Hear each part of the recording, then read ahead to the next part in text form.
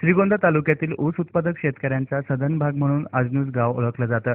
त्यामुळे जिल्हा बँकेच्या अजनूज शाखेत मोठ्या प्रमाणावर रोख रक्कम असते. या बँकेवर याआधी 2 वेळा दरोड्याचा प्रयत्न करण्यात आला होता.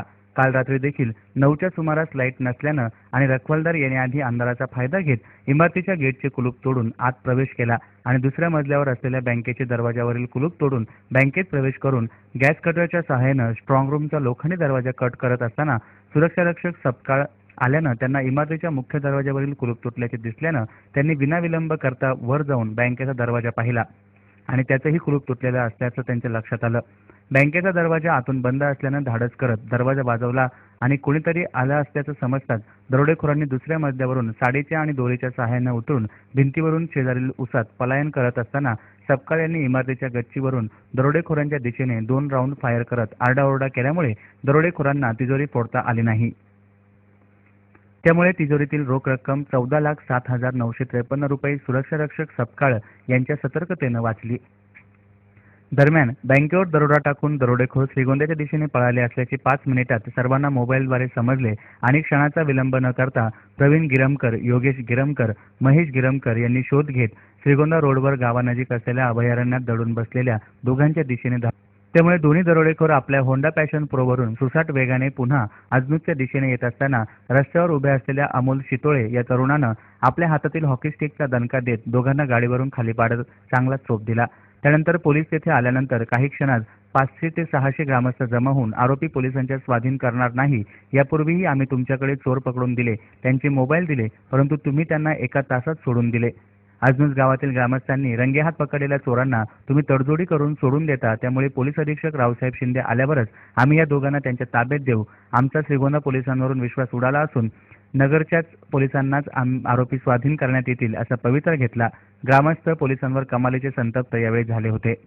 पोलीस डिपार्टमेंट आहे ना, बिलकुल मग आम्ही आमचं 15 नंबरने सांगितले असतात की बुवा गावात आम्ही किती वेळ त्यांना चोर पकडून दिल्यात, पण त्यांनी बिलकुल त्यांनी दखल घेतलेली नाही. का मागच्या वेळी गायकवाड साहेब होते, त्यांनी आले मध्ये, पुन्हा एक दुसरे साहेब होते सावंत म्हणून, त्यांनी सांगितलं, पण PSI हो आम्ही काय करतो, तुम्ही मारू नका ना, तुमच्या गुन्हा दाखल होईल आमचं होईल, पण त्यांनी बिलकुल दखल घेतली आजपर्यंत तालुक्यात. अजून गाव असं आहे की बागात परमोट बागात गाव अजून ते चोरायचं इकडं.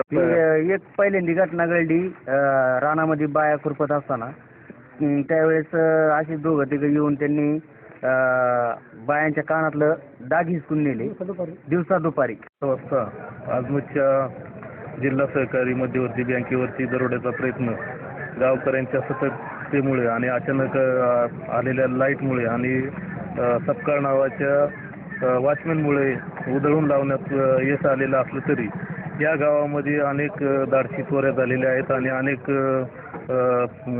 माल गेलेला आहे आणि त्याचा कुठलाही तपास या ठिकाणी झालेला नाही. नुकतंच आम्ही पोलिसांना या आधीच्या चोऱ्यामध्ये काही मोबाईल हस्तगत करून दिले, त्या मोबाईलमधले नंबरची सुद्धा चौकशी अद्यापपर्यंत पोलिसांनी केलेली नाही आणि त्यामुळं आम्हाला या पोलिसांच्या कार्यक्षमतेबद्दल शंका निर्माण होती. श्रीगोंदा तालुक्यात एकाचा मृत्यू होण्या इतपत घटना घडलेल्या आहेत आणि दरोड्याचं सत्र चालूच आहे आणि आता तर बँकेवरती दरोडा पडल्यामुळे बँकेचे ठेवी सुरक्षित राहिलेले नाही, त्यामुळे सर्वसामान्य माणसाला कायद्याचं राज्य आहे का नाही आणि पोलिसांचा कारभाराविषयी एकूण शंका निर्माण होती. तरी याची गांभीर्याने दखल वरिष्ठांनी घेतली पाहिजे अशी गावकऱ्यांच्या वतीने सगळ्यांच्या वतीने मागणी आहे आणि आमची नम्र विनंती आहे की या पोलीस प्रशासनाचा कारभार सुधारावा. कारण काल सुद्धा त्यांनी आम्ही ज्यावेळेस आरोपी देत नव्हतो त्यांच्या ताब्यात की मागच्या चोऱ्यांचं काय केलं ते सांगा, तर ते म्हणायचे ते मागच्या चोऱ्यांचं आम्हाला सांगता येणार नाही. जर त्यांना ते सांगता येत नसेल तर ते काय काम करतात अशी सुद्धा आम्हाला शंका निर्माण होती आणि म्हणून त्या पोलीस प्रशासनाबद्दल आमची एकूण नाराजी आहे. अधिकारी सुधारले पाहिजे आणि अधिकाऱ्यांनी जर काम नाही केलं तर कार्यक्षम अधिकारी आणले पाहिजेत असं आमची मागणी आहे. कारण काय चोऱ्याचा अजिबात तपास लागलेलाच नाही. नाळ्यांची चोरी झाली त्यामध्ये काय झालेलं नाही, एका महिलेचा कान दिवसात दवडा तोडून चोरून नेला त्या चोरट्याचा मोबाईल हस्तक्षेप आम्हाला मिळाला. तो आम्ही पोलिसांना दिला. त्याचे नंबर आमच्याकडे टिपून घेतले. कानंदवाडीला लगडची चोरी झाली, तिथे 10-15 तोळ्याचं ऐवज गेला. कुठल्याही चोरीचा अद्यापर्यंत तपास या परिसरातला लागलेला नाही. आणि त्यामुळे मग पोलिसांची जर कार्यक्षमता सुधारत नसेल तर त्या जागी नवीन कार्यक्षम पोलीस आणले पाहिजेत असं आमचं गृह खात्याला मागणी आहे. सिस्टीम कोणी तयार केली? मानवानीच केली. आणि तोडवतो कोण? नाही मान्य आहे. पण एकदा अनुभव आलाय तिथं वेगळं काय करण्यात विचार घेतो. एक आत्ता दोन्ही काय ते आम्ही केलेलं आहे. नाही होत असं काही वेळेस. आता हा जर दरवाजा उघडला गेला असता तर मग सिस्टीम वाढले. पण हा दरवाजाच उघडला नाही त्यांना. उघडला असता तर वाजन ना. नाही पण इकडचं जे तुमची सिस्टीम आहे सबसेट केली गेली. तुमचे कॉल येणार नाही ना, कॅन्सरच उघडलं गेलं नाही. एक लक्षात घ्या, कॅन्सर आतमध्ये हे डोर उघडलं असतं. बाहेर काय काय तुमची तेच आहे ना, सिस्टीम एकच आहे ना. तुमचं कुठं तरी क्लिक व्हायला पाहिजे. म्हणजेच ते डोर उघडलं सगळं वाजलं असतंय. डोर उघडलं तर वाजला. तर वाजलं. बाहेर वगैरे नाही. बाहेर कुठं करणार?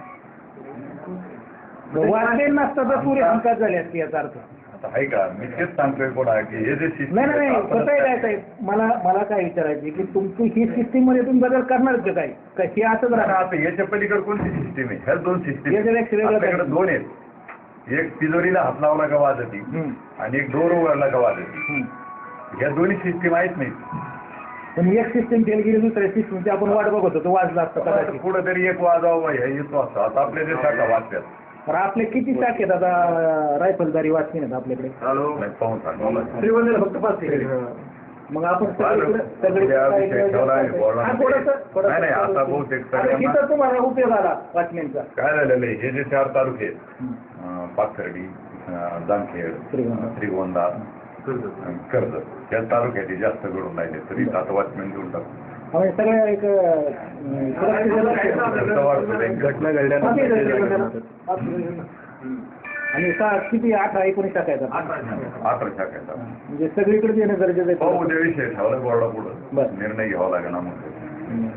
पण सुद्धा गावकऱ्यांची जागरूकता गावकऱ्याचं सहकार्य गावकऱ्यांनी केलं म्हणून ते वाचलंय. म्हणजे त्यांचे आभार मानतो आम्ही.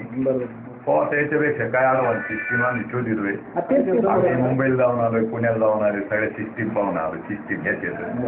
शहरे तिकडे बी होतात, इथे बी होतात. आता जेवढं आपण दुरुस्ती करतोय तेवढा चोर अडवान्स होत चाललाय. आता आम्ही जे नवीन सिस्टीम बसवणार आहे ते याच्यापेक्षा चांगली आहे. उद्या विषय आहे. म्हणजे हे आज झालंय, परंतु आम्ही आधीच जागृत झालोय. आता गेट कसे असावा, वॉचमन कसा असावा, कुठं असावा, हा प्रयत्न आमचा चालू आहे. म्हणजे आता इथून पुढे चोरी होणार नाही असा आमचा प्रयत्न आहे. दक्षता घ्या. आमचा प्रयत्न राहील. आता शेवटी आपण पाहतो चोर काही बी करू शकतात. जेवढं आपण जातो तेवढे टेक्निक त्यांच्याकडे वाढलेलं असतं. किंवा हे जे काम करतात या डोरचे याचे ते लोक रिटायर झाल्यानंतर यांना माहिती देतात काय त्याच्यात. बरोबर ते होऊ शकतं. सगळं गृहीत धरून आमचे प्रयत्न चालू आहे. आम्ही काही कुठं काही पडलेलं नाही. पण आता हे बॅड लक म्हणायचं तरी आपण वाचलो इथे. तर उद्या दरवाजा हा सोडला गेला असता तर आपण काय करू शकतो. तुमची याच्या वगैरे जे झाले वडगाव वगैरे मांडवगुण त्याच्यात काय क्लेम पास झाले का तुमचे? क्लेम दाखलच आहेत ना. ते काही काही क्लेम थोडंच येते. किती साधारण कधी वेळ किती असणार नाही सांगता विमा कंपनीवर. दरम्यान घटनेची पाहणी करण्यासाठी आलेल्या आमदार बबनराव पाचपुते यांच्यापुढे ग्रामस्थांनी पोलीस निरीक्षक सुरेश गायधनी आणि सहाय्यक पोलीस निरीक्षक शिवाजी गायकवाड यांच्या तक्रारींचा पाढा वाचला. श्रीगोंदा पोलीस आरोपींना पाठीशी घालण्याचं काम करत असून सक्षम अधिकाऱ्यांची श्रीगोंद्यासाठी नेमणूक करावी अशी मागणी आजनूस ग्रामस्थांनी आमदार पाचपुते यांच्याकडे केली. S9 मीडियासाठी न्यूज रिपोर्टर सुजित गायकवाड, श्रीगोंदा.